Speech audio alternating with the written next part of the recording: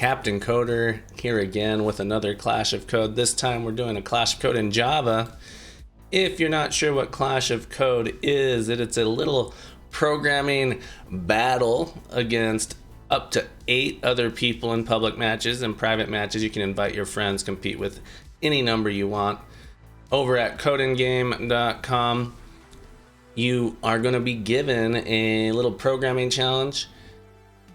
15 minutes to complete it. Whoever gets the fastest solution will get first place. Today I'm going to be doing my solution in Java. We've received a reversed mode Clash of Code. This means that you don't get a problem statement. Instead, you just get inputs and outputs. So it tells you what your inputs, what a type of input you might get, and then the output you're supposed to produce.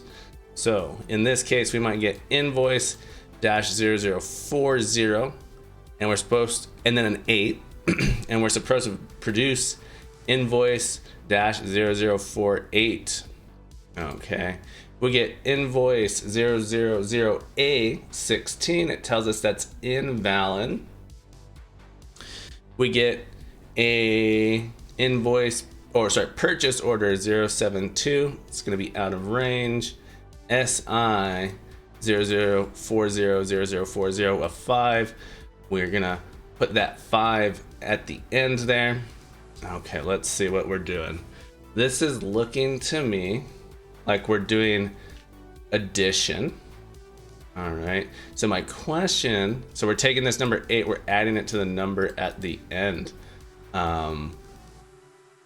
It looks like we're doing it in potentially hexadecimal. I'm not sure. Well, this one's invalid, so maybe we're only allowed digits on the very last piece. So my guess is we have some string separated by dashes, and then the final value at the end is going to be a number. We have to maintain that number of digits, and we have to add in the second line is going to be a number we have to add to that value, and then we have to produce it. Ooh, this one doesn't have the dash, so that one's tricky. There's no dash here, so it looks like we need to extract. To me it's looking like we need to extract the last chunk of digits into a number. We have to know how many digits it is, and then we have to add to that value and then produce that same string with the new number added at the end. So let's see if we can do this. This is a tricky one for the reverse programs. Usually the reverse challenges don't seem this in depth, but let's see if we can get it. So the first thing I need to do is I need to take in that first string, and I need to figure out the last chunk of digits at the end. So what I'm going to do is I'm going to write a program. I'm going to write a little function here to extract the last chunk. All right, so for this, I'm going to do public int, and we might need to do, well, there's a couple things we need from it. We would want to have, let's make this static. We want to get just the number at the end. So we're going to start at the end, and we're going to check each of the characters at the back until we hit something that's not a digit. So I'm going to do public static. Let's go with string. I'm going to pull out the string, and then I can convert that to an integer later. Public int get number. I'm going to get number. It's going to take in a string to parse. And we are going to start at the end and just pull things off. So we're going to do string results is equal to the empty string. As we go, we're going to keep adding things to the front of it. I should probably use a string builder for efficiency, but I'm not worried about that right now. I'm just going to try and get a solution at this point. So we're going to start at the end. So we're going to say for, we'll do a while. No, for. I'm going to do a for, and then I'll break out and return once I get something that's not there. For int I is equal to, we got to start at the end of to parse dot length -1, so the last index. I is greater than or equal to 0. I minus minus. So it's a little bit backwards from a standard for loop where I equals 0, I is less than the thing you're looping through, I plus plus. We're actually starting at the back and going forward. So the first thing I actually want to check though before I do this, if I get something that doesn't end in a digit, it's going to be invalid. So the first thing I want to do actually is check and make sure it's valid. Actually, I don't think I need to do that right first, but I can just do a public static boolean is valid string to parse. And maybe writing these methods is overkill, but what I can do is I can say if to parse dot char at to parse dot length -1. So if the last character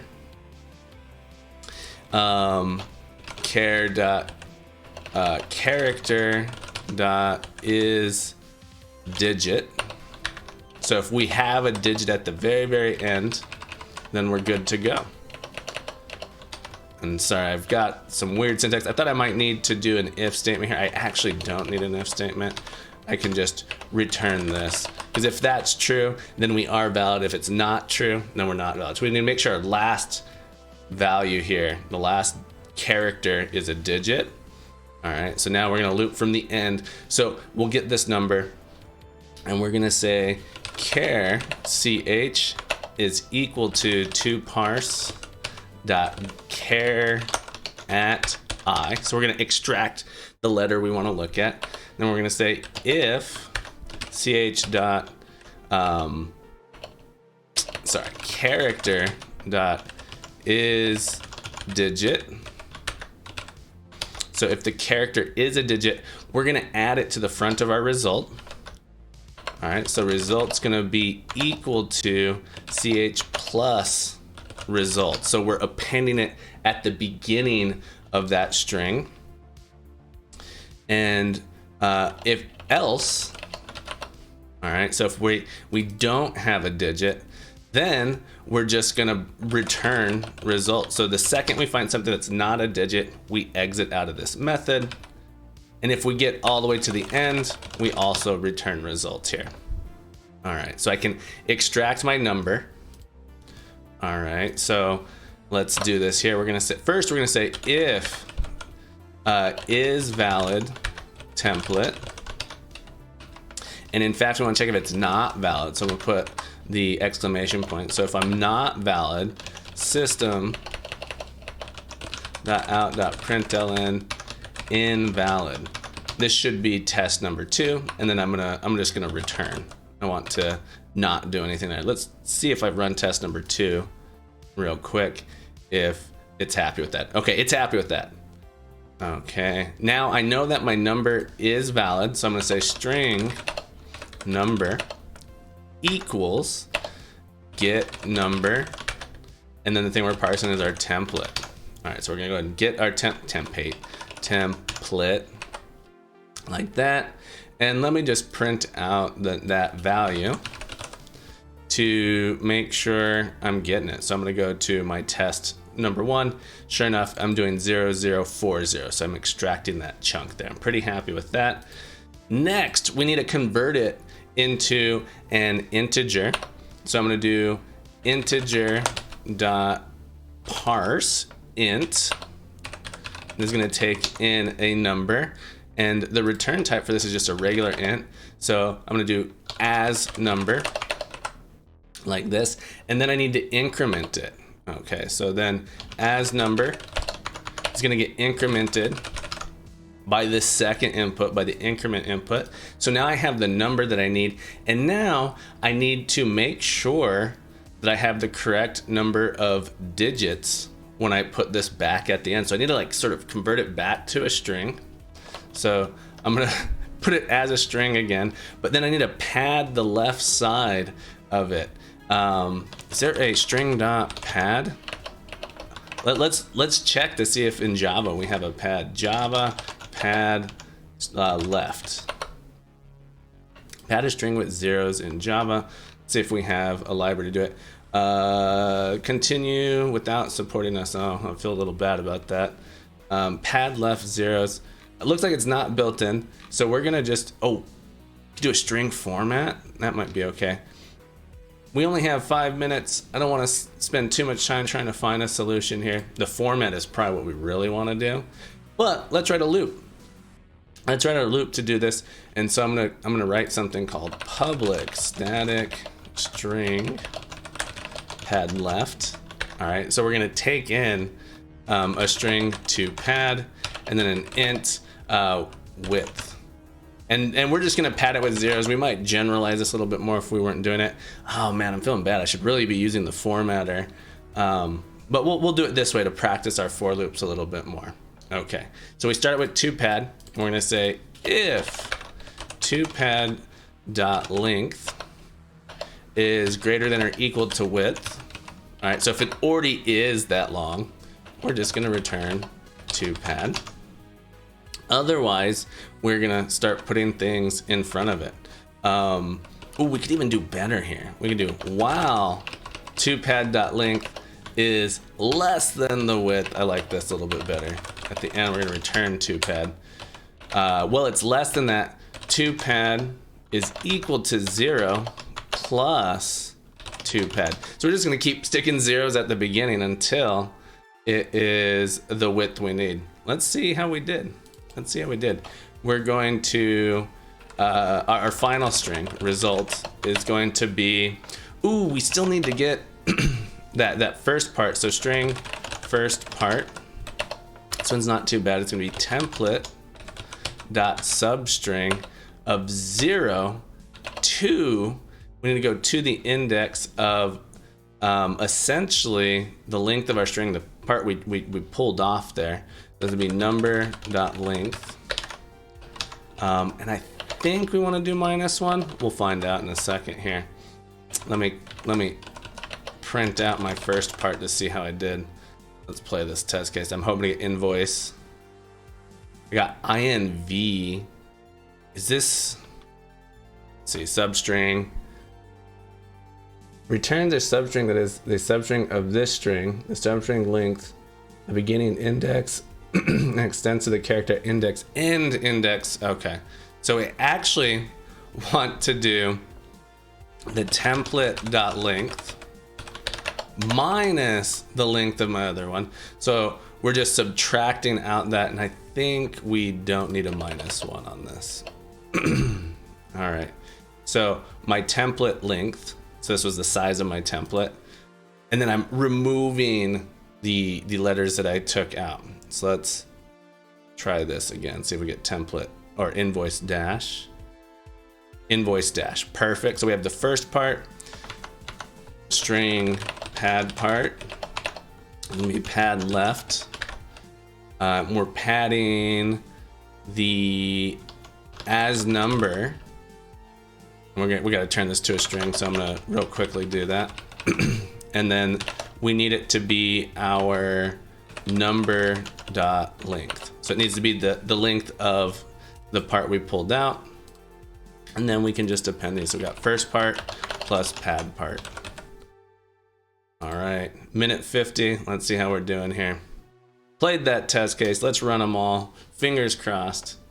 Don't have a lot of time to debug if we don't get the solution in. But out of range. I'm supposed to do out of range.